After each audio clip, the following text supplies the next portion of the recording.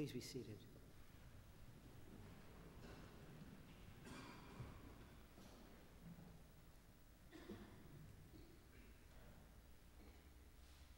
On this second Sunday in Lent, we read in the Holy Gospel according to St. Mark of Jesus being faithful to his role as Messiah, even though he knew that he would suffer. And Jesus calls his disciples to the same standard of faithfulness, a faithfulness that raises us to newness of life. Today we hear Jesus' first prediction of his suffering as recorded in Mark's Gospel. And in response to this first prediction of the passion of our Lord, St. Peter acts in ways unthinkable for a disciple to treat his teacher. Peter takes Jesus aside and rebukes him.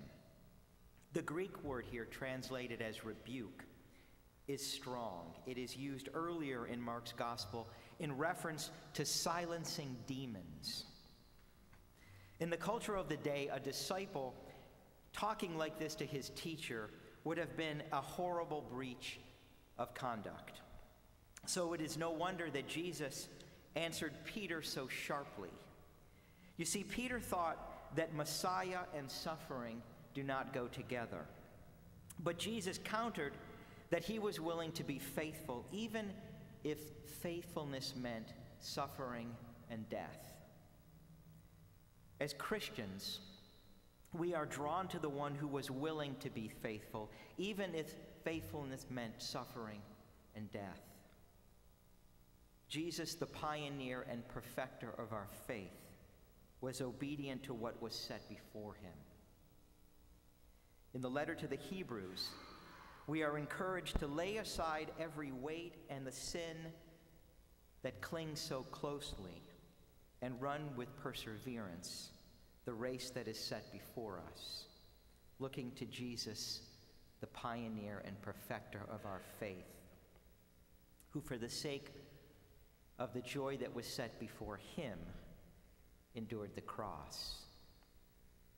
We are drawn to Jesus and his faithfulness in the promise set before him and set before all of us.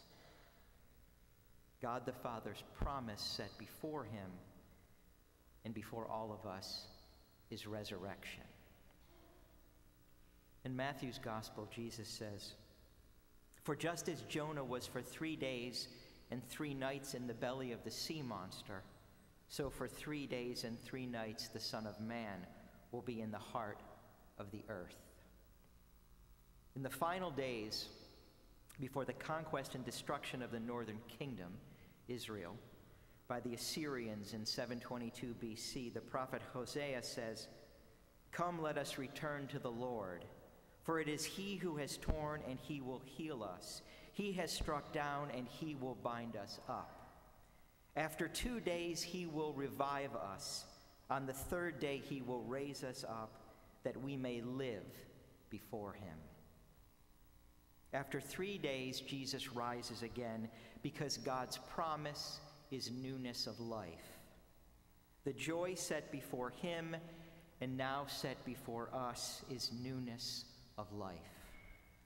So when St. Peter questions this whole trajectory of our faith, from obedience to newness of life, Jesus recognizes in Peter's rebuke an attempt to test his faithfulness.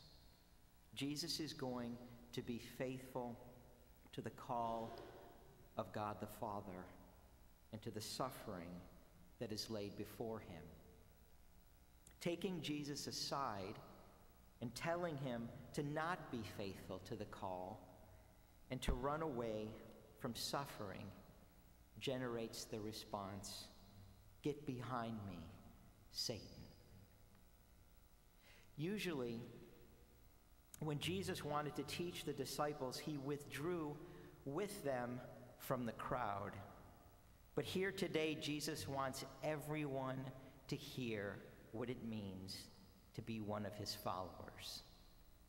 So he calls the crowd with the disciples and tells us what it means to follow him. A follower of Jesus must take up the cross. And the promise offered for the faithfulness we need to take up the cross is life. The promise offered for faithfulness is new life.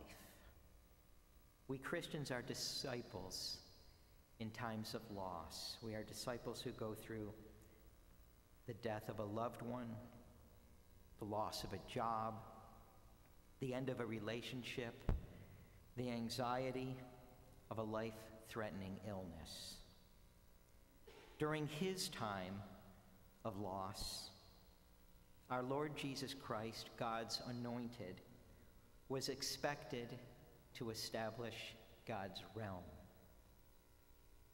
in which all people would live according to God's way of mercy and justice. In this season of Lent, we remember our need to be transformed so as to be conformed in the image of Christ. We remember our need to be conformed to the image of Christ so as to live according to God's way of mercy and justice.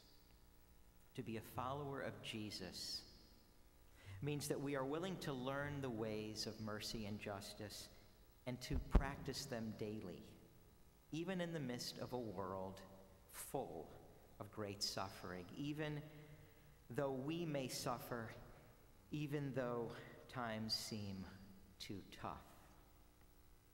We take up the cross because we are faithful in our hope that despite the fact that each and every one of us will return to dust, God's promise of new life will be fulfilled.